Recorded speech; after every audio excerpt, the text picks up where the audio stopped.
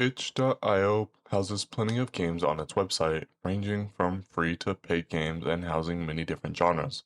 From horror to action to RPGs, you can pretty much find anything, but plenty of games slip through the cracks as more people continue to create new games.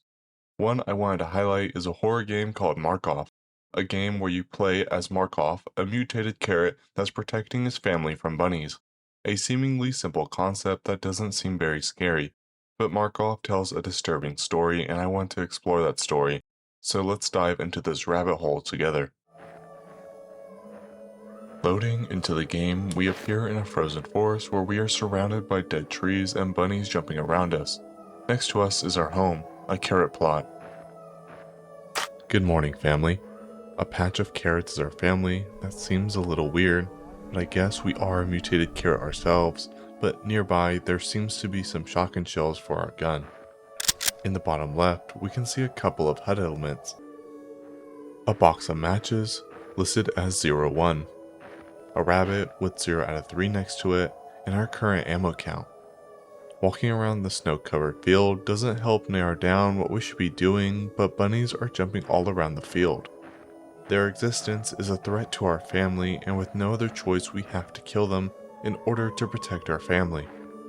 After killing one bunny, if we interact with the plot again, we say, "I killed one bunny because I love my family," almost like we are finding a way to justify why we must kill these bunnies.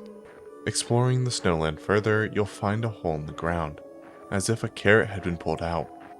We can interact with it and it'll show us a pop-up with text that reads, "I've always been very independent. I managed the harsh cold, I grew up and hunted my own food, and I lived without ever needing help, and I took pride in that. This hole I dug is my own too. I cursed for every fingernail that got torn off. I sobbed for every finger that bled out, but no one could have dug it better than me. I dug it so well, in fact, that I was never able to get out. Once the panic settled, I was very proud of myself, and I decided to finally get some rest. I just wanted to take a short nap, just until the trees get replaced, just until the brothers grew into fathers, just until I forgot I once was in a hole. Don't wake me until then. You probably never chose to be so grossly human, neither did I, so let me be, okay?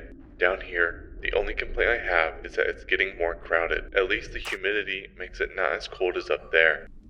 Interacting with the hole again lets us know that now it's empty and music starts to play, but it quickly fades out.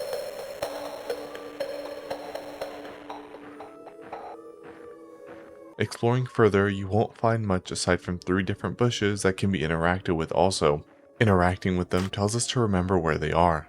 After killing the 3rd rabbit and interacting with the carrot plot, we'll say goodnight family and progress to the next day.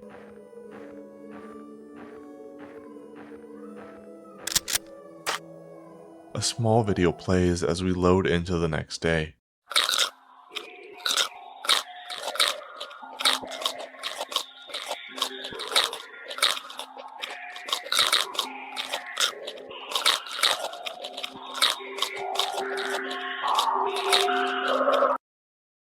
On day 2, the field doesn't change, but now we must kill 5 rabbits. Interacting with the plot does the same good morning family as day 1. Killing the first rabbit and interacting with the plot, we say, "Because I love my family."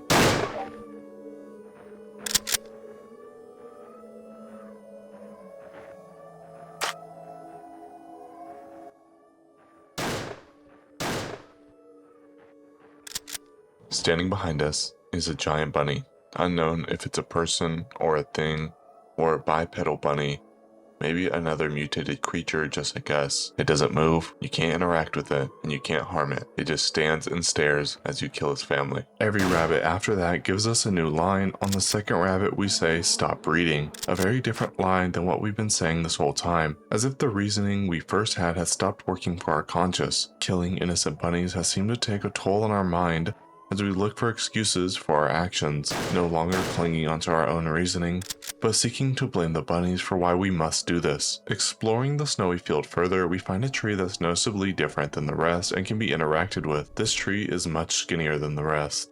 It sticks out like a sore thumb and doesn't rotate properly, always facing the same direction unlike the others.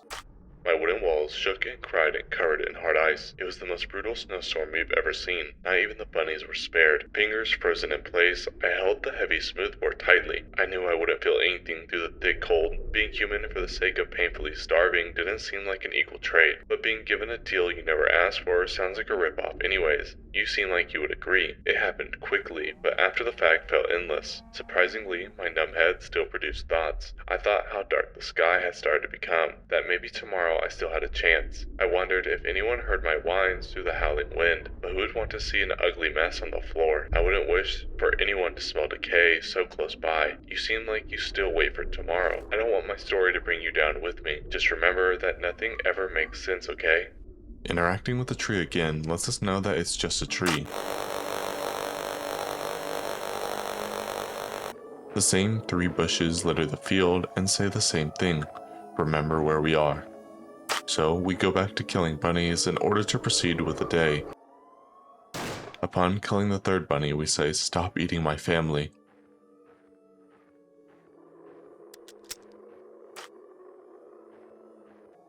And on the 4th, we say, "Am I asking for too much?"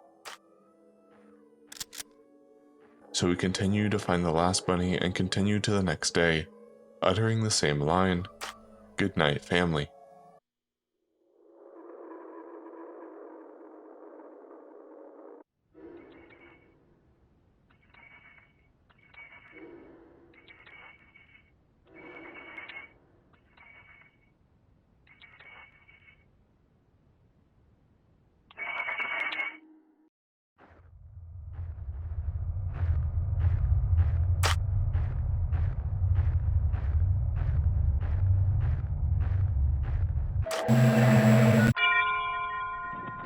You spent your last hour in grave pain, and you'll never see heaven. As you saw, day 3 starts very differently compared to day 1 and 2. The sun has set, and we are stuck in the frozen field surrounded by darkness. Next to us is our home, but it's rotten, and next to that is a box of matches. Something we haven't had this entire time. Shortly after starting the day, we will be chased by the bunny that was watching us before. Unknown if it's real or a figment of our imagination, in order to depict something else, we run anyways. If you remember from before, 3 bushes have existed on the levels. These exist on day 3 are in the same spots as day 1 and 2. Using the matches to burn all 3 allows us to defeat the bunny.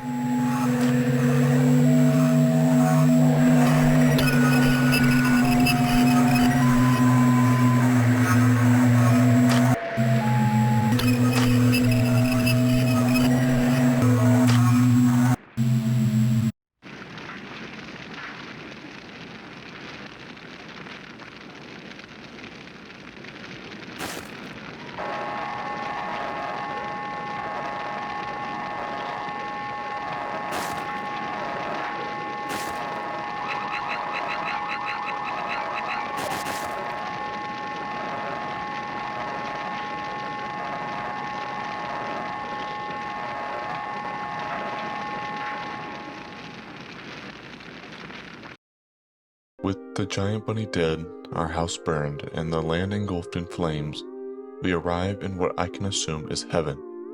Bunnies jump in the fields that are no longer covered in snow, rather blanketed in green grass, healthy trees, and large flowers. Nearby, a dog sleeps in the shade under the tree, dreaming about rolling in the dirt.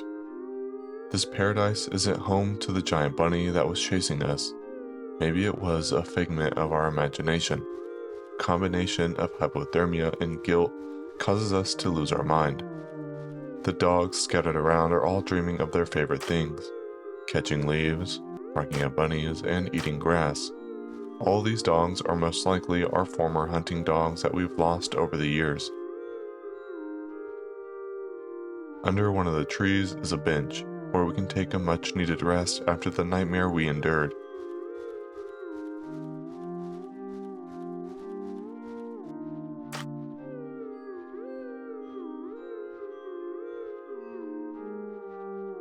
But this is not where our story ends, but rather at the hole in the middle of the grassy plains, where we will be lowered into the ground to take our final rest, marking the end of MORKOF.